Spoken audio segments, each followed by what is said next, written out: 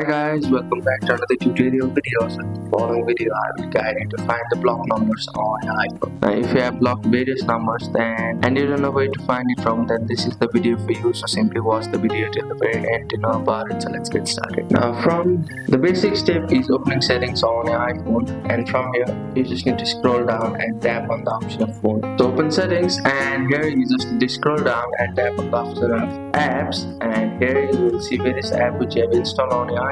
So scroll down until you see the option of phones. So here you'll see the option of phone. So click on it, and here you'll see the various options like Siri, search, notification, default calling app based from other app, and all of it. So scroll down a bit. Here you will see the option of Wi-Fi calling, call with other device, and all of it. And at the very bottom here you'll be able to see the option of block contact. So click on it, and here you will see the number which you have simply blocked on your iPhone. So if you want to remove it, simply tap on it and you may be able to remove it. But if you want to add a new number to the block list, you may also add it by clicking on the option of add. So that's it. That's how you can find the block numbers on your iPhone. Thank you for watching the video. Please don't forget to like the video and subscribe to our channel. Thank you.